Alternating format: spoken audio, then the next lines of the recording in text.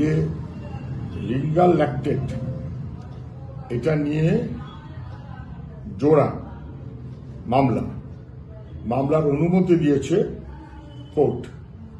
খুবই স্বাভাবিক তা কেন দেবে না?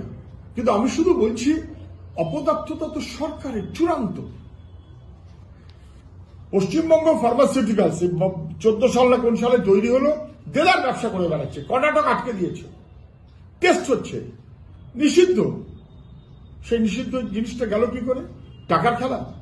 স্বাস্থ্য সচিব টাকা ভাগ পেয়েছেন, স্বাস্থ্যমন্ত্রীর কাছে কাটমানি কত অংশ গেছে, এই প্রশ্ন দুটবেই।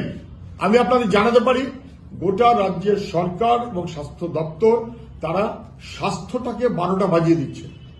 47 জন আমাদের ড্রাগ টেস্টিং ল্যাবরেটরি, তাতে পার্মানেন্ট লোক থাকার কথা 47 জন, আছে কজন?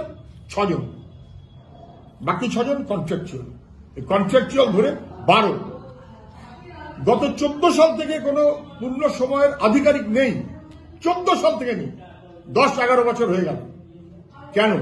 700-800 সব মিলিয়ে টেস্টিং হওয়ার কথা, 150-200 বেশি টেস্টিং করার মতো কোনো সুযোগ নেই। তাহলে দপ্তর এবং পরিকাঠামো তাকে এমনভাবে নষ্ট করে দাও, মানুষের যা বিপদ হয় হোক, কাটমানি ঠিক মতো করে আসলেই চলবে। এটা একটা ভয়াবহ বিপজ্জনক ব্যাপার। সরকারকে তো কৈফিয়ত দিতে হবে। কেন ড্রাগ কন্ট্রোলকে এত দুর্বল করে রেখেছে? কেন ড্রাগ টেস্টিং ল্যাবরেটরিকে এত দুর্বল করে রেখেছে?